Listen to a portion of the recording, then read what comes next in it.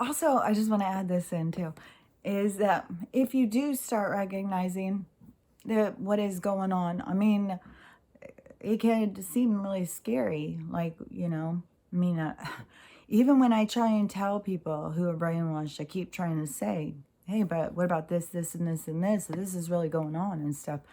They cannot at all wrap their heads around it. So I keep feeling like, is their brain just so fragile?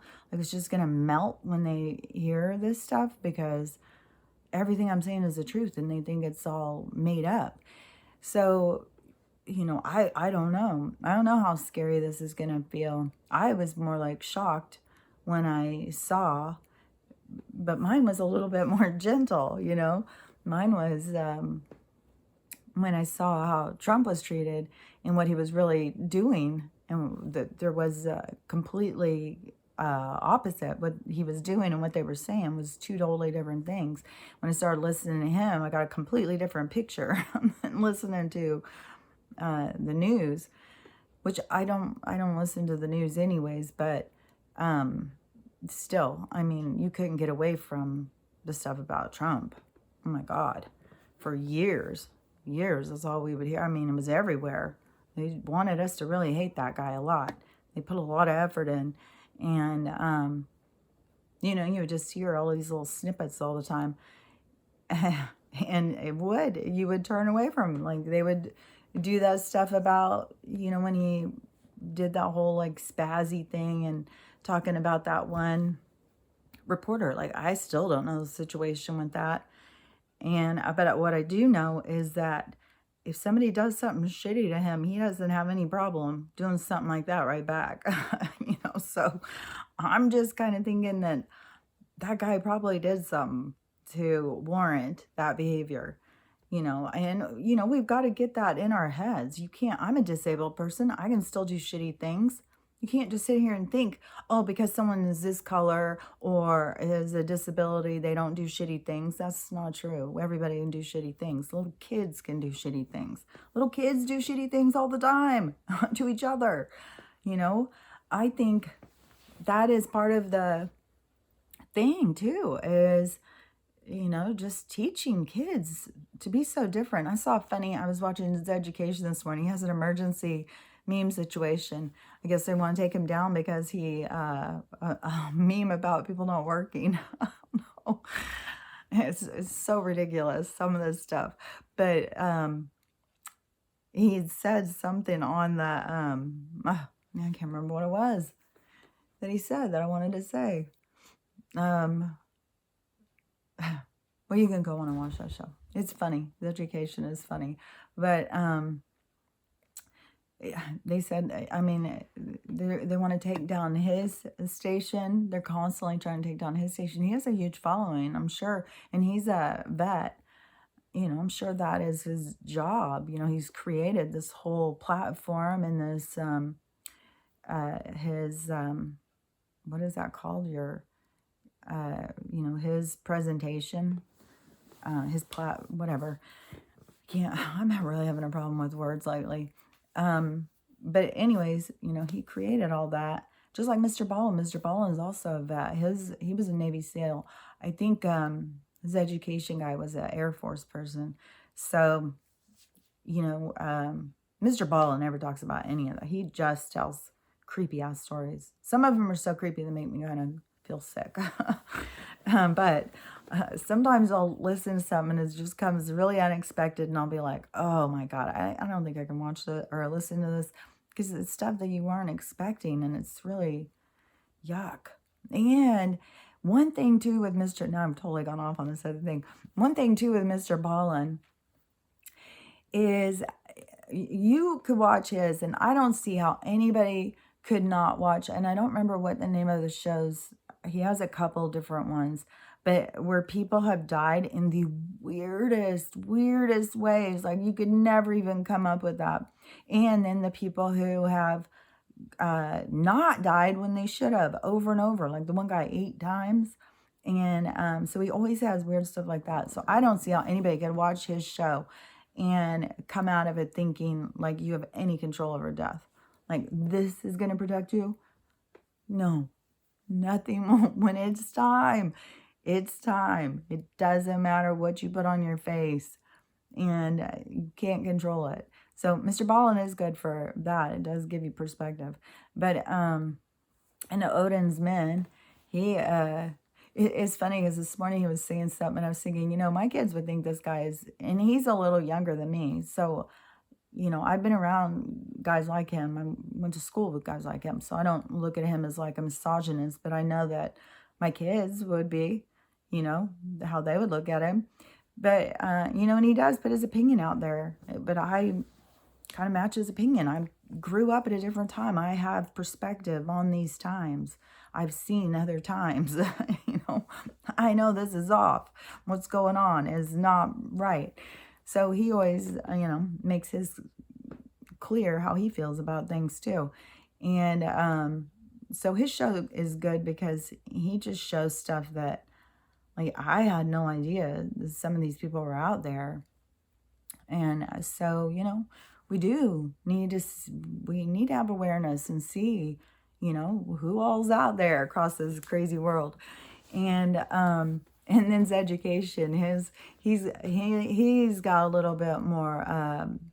Also, Odin's men, he's also a vet, but I think he had another job. I don't think, because those other two, Mr. Ballin and his education, I think they kind of did that closer after they stopped being a vet. But anyways, all three of those guys are. I didn't even think about that before, but and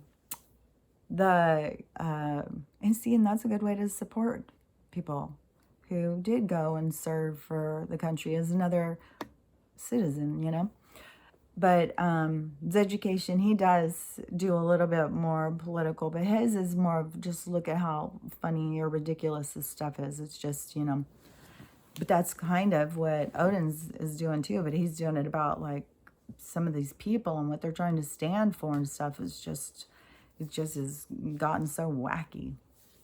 But anyways, if you do break free and you do start seeing like things are off, it is about taking control of your life. And the aspects that you need to start controlling is, number one, is your health. That you just have to really, really, we see what they've done with obesity. I saw on his education this morning. This wasn't what I was going to say, but I saw this one. A woman in Walmart was so big, she tipped over the scooter. She couldn't use her legs. She has to use a scooter. And then the scooter couldn't even support her. That's what has happened to our society. Yeah, a lot of these people, were susceptible, and, they wanted that excuse to not take care of themselves or whatever, all the different reasons of how people have gotten themselves in the position they're in. But yeah, there's a lot to do if you've got that extreme obesity, because it is definitely killing you. And you do have to take control of that.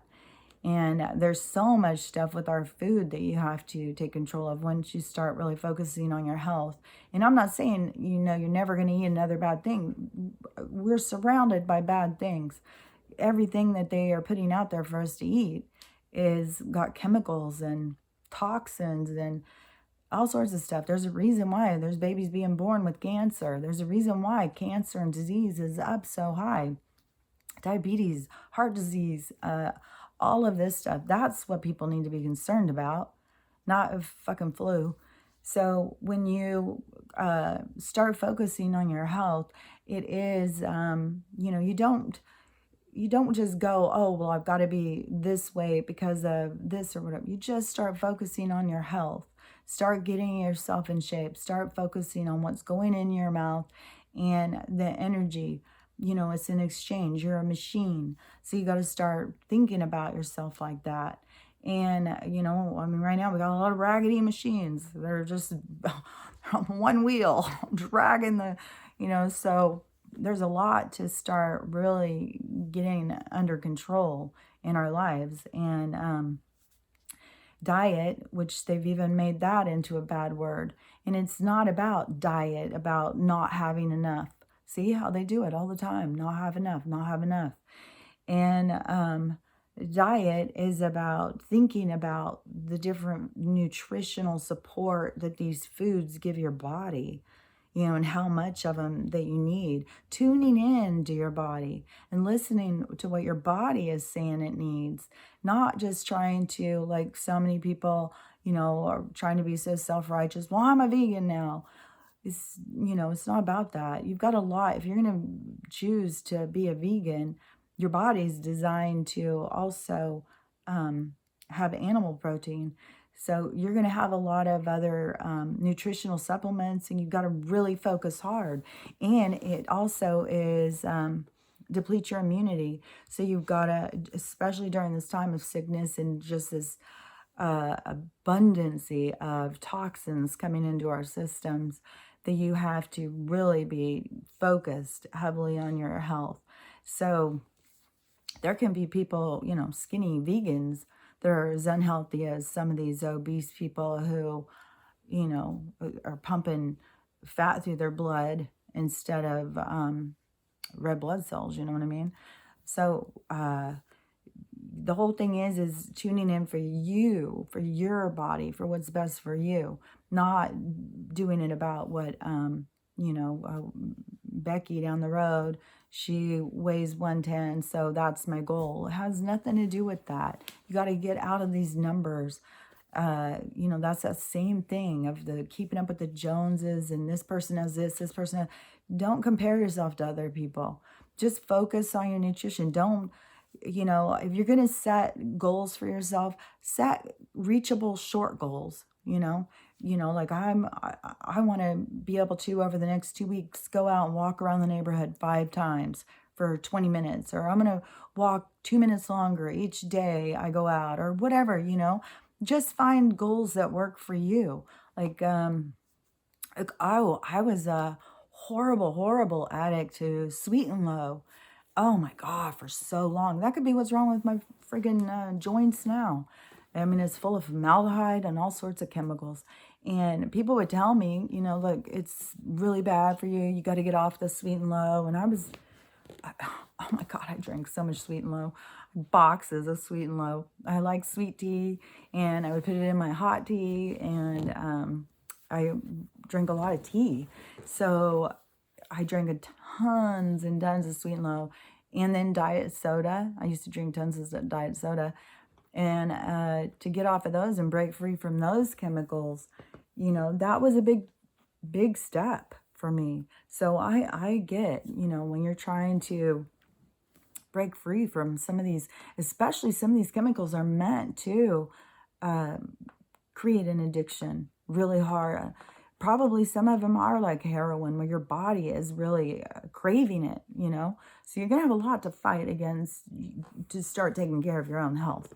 That right there, even if you, well, on top of that, if you, have got yourself in these situations with your health and stuff, on top of that, you're going to have so much emotional stuff to deal with, because normally there's, those things go hand in hand. They go together. You've got emotional issues, and you've got issues that come out in different ways. It can be, drinking, food, shopping, working. There's just so many different creations that we created to try and make ourselves feel better. Who knows? Maybe they put those out there for us, or we created them. I don't know, because the two systems started working in tandem to, create this horrible experience that we've all been going through. So we've been a part of it too. Like, yeah, we've got masters who have, gave us a really horrible, like, you think of them as being masters, and they created like a Disneyland world. Only their Disneyland world became like hell for us. But when we went into it, we became part of the system. You had to consciously break free from their system to not actively participate, So that's the thing is, that a lot of people have a lot of stuff to try and face right now, So if you are one of those people, just, you know, you don't have to rush yourself. It's going to be a lot more, you know, just work on your health. Don't put too much stress on yourself. But also, you need to be real open to the emotional stuff that you're going to have to go through and face. And, you know, facing those wounded parts of yourself, because that is going to be so important in your success, is to heal all of those wounds. And then, you know, things will start going a lot more smoother. You know, you'll get in your groove. You'll start really taking care of yourself. You'll start seeing progress. You know, when maybe there does need to be some groups formed, you know, like those little, it used to be popular in the 70s. They may still have them, but it would be people who were all working on certain issues, and they go and meet together, and then they just all talk about struggles. I think it's kind of like what AA and Weight Watchers does, but, you know, not just ones that are just so focused on that, but just focused on healing, you know, and that is building community and stuff. So, you know, when you can get together and find people that are like you and build community and support one another. Like, I know a couple of different people who have gone through a lot of miscarriages and stuff like that, and have found online support groups and became a part of those. So those kind of things too, is go out and find people that are going through, so that you can talk about stuff, because there's going to be huge pockets of people all going through similar things. And you know, we just all have to be there for each other. And, you know, this is going to be a lot of stuff to start going through. But, you know, that is the important place to start right now, while they're attacking your health so much, is really focus on your health. And I love Stephen Gundry. I think he's a great one to go in and talk or read about his stuff, of how he talks about food. That gives you a new perspective of how to come at your diet. And I don't mean diet of, you know, starving yourself. So, okay, have a great day. I just wanted to add that little bit in. So I'll talk to you later. Bye.